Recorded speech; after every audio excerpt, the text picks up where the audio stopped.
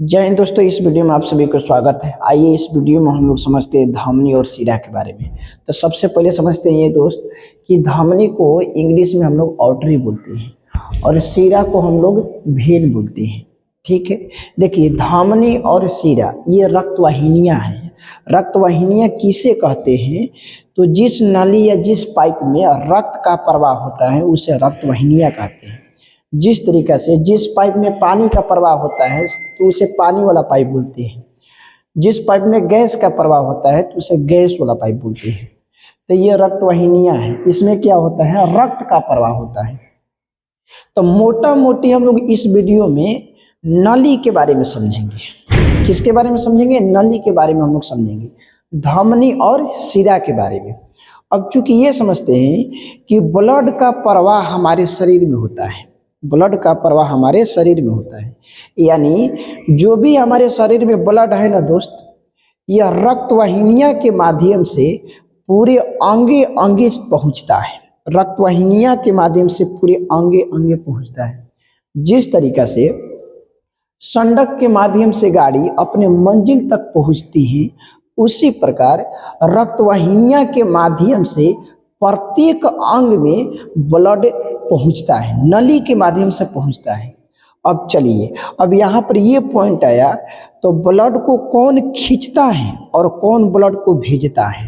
तो देखिए, ब्लड को खींचने वाला और ब्लड को भेजने वाला अंग का नाम है हृदय, जिसको हम लोग हार्ट बोलते हैं। क्या बोलते हैं? हार्ट बोलते हैं। फिर से एक बार, ब्लड को खींचने वाला अब पुनः उस ब्लड को शुद्ध करके अब पुनः उसको भेजने वाला अंग का नाम है हृदय। हृदय एक पंपिंग अंग है जिसको हम लोग दिल के नाम से जानते हैं। उसी से प्रेम मोहब्बत हो जाती है दोस्तों। किसी का टूट जाता है तो किसी का बरकरार रहता है। समय के खेल है, किसी का चलता है किसी का नहीं चलता है। खैर वो सब बात नहीं करना इस वीडियो में। तो हृदय क्या करता है? ब्लड को खींचता है और ब्लड को भेज देता है, यानी हृदय पंपिंग अंग है। अब आप लोग को हम दिखाते हैं प्रत्यक्ष रूप से। देखिए, हम हृदय रखे हैं आप लोगों के लिए। देखिए, ये हृदय हम लोगों का है, ये हृदय है, इसी का नाम हृदय होता है। देखिए दोस्त, हृदय में 4 चैम्बर होता है। आप लोगों को चैम्बर में हम दिखा देते हैं। देखिए हृदय में, देखिए एक चैम्बर, ये दूसरा चैम्बर, 2 गो चैम्बर नीचे हो गया और 2 गो चैम्बर ऊपर भी होता है। देखिए पूरा खुलता है। देखिए 2 गो, तो 2 गो नीचे हुआ था, 2 गो ऊपर है, 1 2, यानी 2 और 2 4। यानी हृदय कितने कोष्ठों में बटा होता है? 4 कोष्ठों में। हृदय के कितने भाग हैं? 4 भाग हैं। आप समझते हैं। ये जो ब्लू कलर का दिखाई दे रहा है ना, जिसका ब्लू ये रंग है, देखिए पाइप लिखा है, ये यहाँ पर भी है और यहाँ पर भी है। तो ब्लू जो है ना दोस्त, ये शिरा है। यानी कोई पूछ देता है आप लोगों से, तो शिरा का रंग कैसा होता है? तब बताइएगा ब्लू। ठीक है, देखिए शिरा है, शिरा का रंग ब्लू होता है। और ये जो है, ये जो रेड कलर का पाइप दिखाई दे रहा है, ये रेड कलर का ये पाइपवा, तो इसको बोलते हैं धमनी। तो अगर कोई आप लोगों से पूछ दे कि धमनी किस रंग का होता है, तो कहिएगा लाल कलर का होता है। कैसा कलर होता है? लाल कलर का होता है। ठीक है, अब आगे चलते हैं। यही दोस्त देखिए, ये रियल में ब्लड में O2 नहीं मिलाता है। O2 मिलाने का कार्य करता है फेफड़ा, और ब्लड से CO2 निकालने का भी काम करता है फेफड़ा।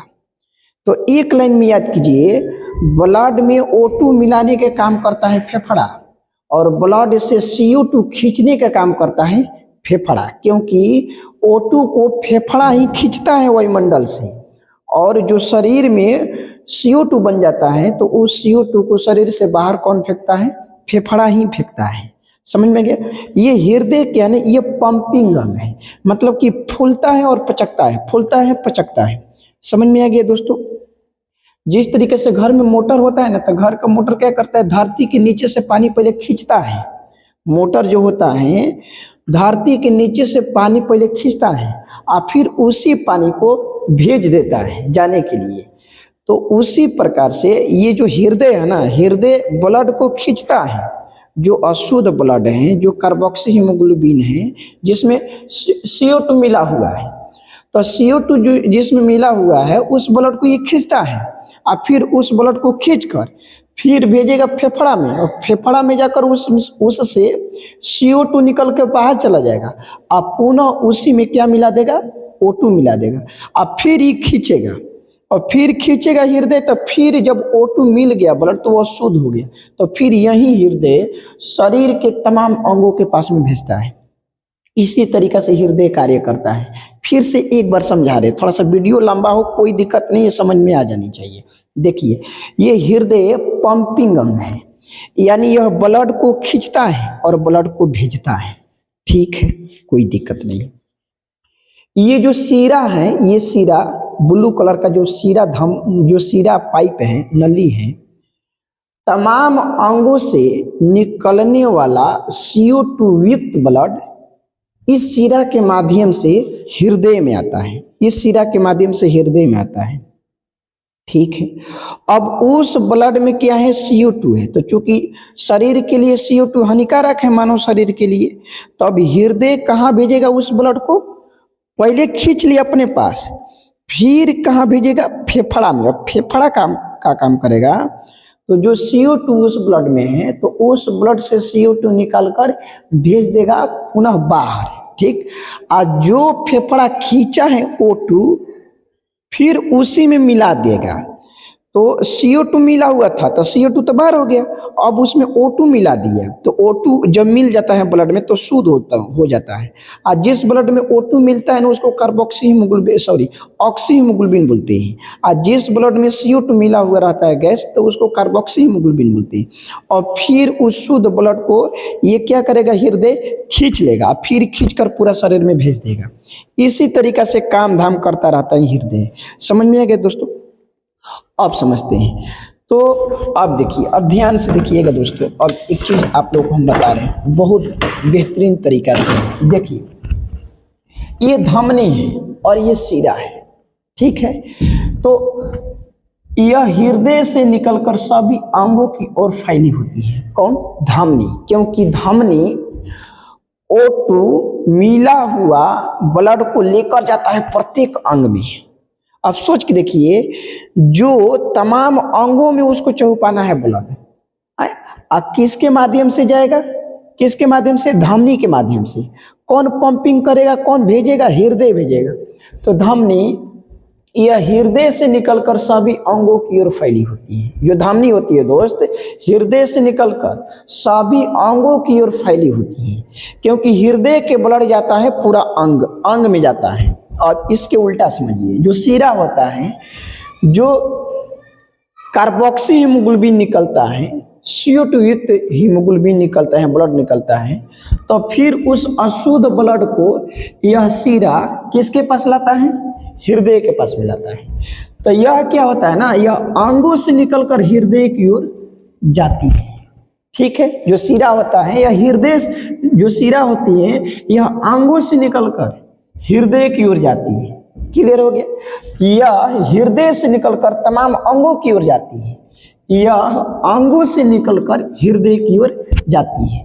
यह O2 ब्लड को लेकर जाता है, यह O2 ब्लड को लेकर जाता है, यह CO2 ब्लड को लेकर जाता है, यानी यह शुद्ध रक्त का प्रवाह करता है, यह अशुद्ध रक्त का प्रवाह करता है। देख भाई, शुद्ध और अशुद्ध क्या है, कुछ नहीं।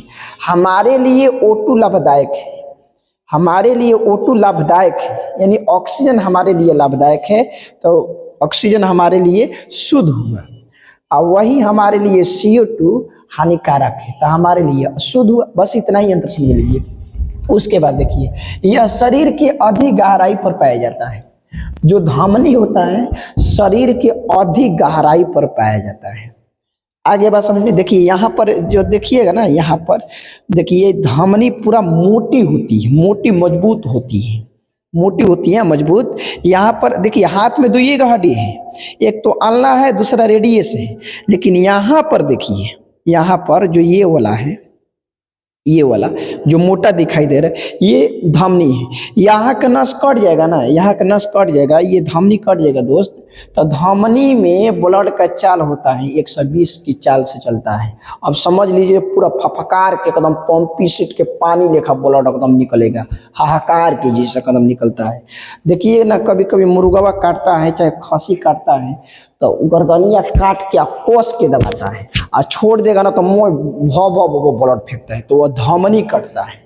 मोटका जहाँ कट गुल पे पावन तो मारी तक एकदम बाढ़ कदी खून के बारे।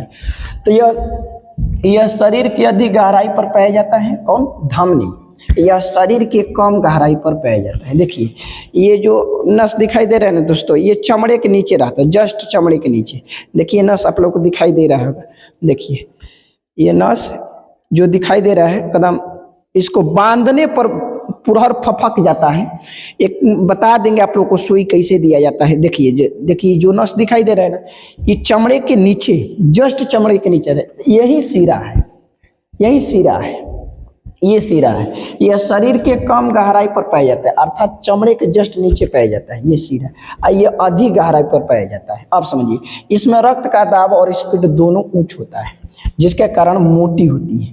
अब बताइए, जो धमनी होता है दोस्त, धमनी में ब्लड का चाल 120 mmHg होता है। धमनी में ब्लड का चाल 120 mmHg होता है। और बताइए, जीवन पाइप में ब्लड के चाल बा 120, तो 120 की स्पीड में जब ब्लड जाता भाई, तो पाइप के नली के एकदम पूरा दाब लगावा, तो जोड़ लगावा, तो एकदम तनाइले जाते हो। तो 120 की स्पीड में एकरा में चल रहा है, क्यों ना में धमनी में 120 की स्पीड में धमनी में चल रहता है।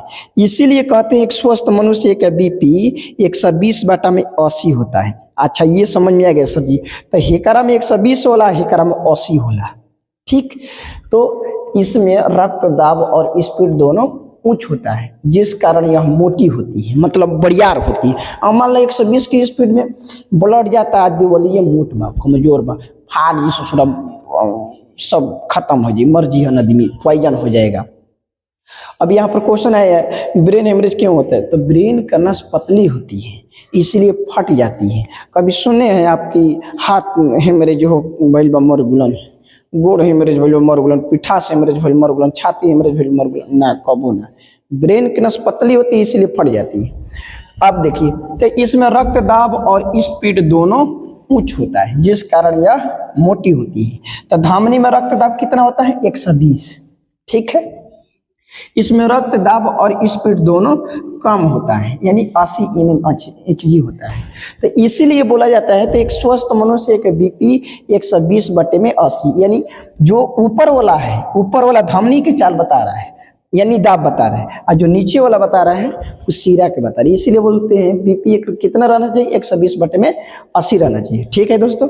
अब एक थोड़ा सा इमेजिंग तरीके से समझते हैं। मान लीजिए कि हम बॉल ले लिए, एक गेंदा लिए हैं, क्रिकेट वाला गेंदा लिए, आईने से हुमच के फेंक दिए दीवार पर 120 की स्पीड में। तो भाई जब इन्हें से हुमच के 120 की स्पीड में फेंक दिए दीवार पर, तो दीवार पर टकराने के बाद 120 की चाल से कम रहेगा। सोच के देखिए, यहाँ से इसे फेंक दिए बॉल को 120 की स्पीड में, तो जाएगा तो 120 की स्पीड में, लेकिन दीवार पर टकराने के बाद कम चाल में वापस आएगा। तो हृदय जो है, हृदय धमनी में ब्लड को कितने चाल में पंपिंग किया? 120 की स्पीड में। फिर यह हृदय धमनी के माध्यम से जो ब्लड है अंग में पहुंचा, फिर वहां जाके ग्लूकोज का विखंडन हुआ, ग्लूकोज के विखंडन के फलस्वरूप कार्बन डाइऑक्साइड बनल, CO2 बनल। तो फिर CO2 मिला हुआ ब्लड कितने की स्पीड में शिरा के माध्यम से पुनः हृदय में आएगा? 80 की स्पीड में। अरे कोई भी है भाई, गया 120 की स्पीड में ना, तो लौट के आएगा, मतलब उससे कम ही रहेगा। यही बात समझिए। चलिए आगे बढ़ते हैं। इसमें रक्त को वापस आने का खतरा नहीं रहता है, जिस कारण इसमें कपाट नहीं होती है। इसमें रक्त को वापस आने की खतरा नहीं रहती है, किसमें? धमनी में। सोचो रहा फेंका ले 120 की स्पीड में, तो अब वो वापस करिए नहीं आने का खतरा रहता है। देखिए कपाट का मतलब क्या है? कपाट का मतलब ये होता है ना कि मान लीजिए कि आप किसी दुकान पर गए, कोई सामान खरीद लिए, ठीक है, सामान देने वाला कह दिया कि फिर वापस नहीं होगा। आप सामान लेकर चले गए, अब फिर मम्मी कहती है कि ये क्वेश्चन खरीद के ले दिले बड़े थे जो, फिर अब फिर लेके जाता हो, तो अब दुकानदार पहले ही कह दिले भाई फ्री ना फ्री। ठीक इसमें वही होता है, जब धमनी में एक बार ब्लड निकल गया ना, तो फिर अब वापस आने की डर नहीं रहती है। और जब वापस अबे ना करी तो ओकरा का रोके वाला कपाट काहे के चाहिए ना चाहिए। कपाट इस तरीके से रोकने वाला होता है, मतलब कि वापस ब्लड आ जाएगा ना तो उसको रोक दिया जाएगा। तो इसमें वापस ब्लड आने की खतरा नहीं रहती, इसलिए इसमें कपाट नहीं होती है। इसमें होती है वापस आने की खतरा, इसलिए इसमें कपाट दिया जाता है, रोका जाता है। यह रक्त को हृदय से लेकर अंगों की ओर जाता है, ये तो हम लोग समझ लिए हैं। यह रक्त को अंगों से हृदय की ओर लेकर जाता है। देखिए, यह रक्त को अंगों से हृदय की ओर, यानी अंग से हृदय की ओर लेके आई सीरा, और हृदय से अंग की ओर लेकर जाई कौन, धमनी। और धमनी में सुई नहीं दिया जाता है, सीरा में सुई दिया जाता है। देखिएगा, डॉक्टर बांधेगा यहाँ बांधेगा, नहीं तो यहाँ बांधेगा, मतलब कि जो नोच दिखाई दे रहा है ना उसी को बांधता है, उसी को बांधता है। और नहीं तो दे देगा धमनी में ना। अब सोच के देखिए, धमनी में चाल कितने 120 स्पीड में ब्लड जा रहा है, और धो के घुसा दिया एकदम धमनी में सुई। तो जितना धमनी में के ब्लड है सब ब्लड आवाज सुइया में आवे लगे एकदम फफकार की। चाल ज़्यादा है ना भाई, चाल ज़्यादा, इसीलिए सुई कभी भी इंजेक्शन दिया जाता है तो सीरा में दिया जाता है, याद रखिएगा, धमनी में सुई नहीं दिया जाता है। तो आप लोग को अगर समझ में आ गया हो तो जरूर कमेंट बॉक्स में बताइएगा कि समझ में आया है कि नहीं आएगा। जरूर ये क्वेश्चन पूछता है दोस्तों। जय हिंद।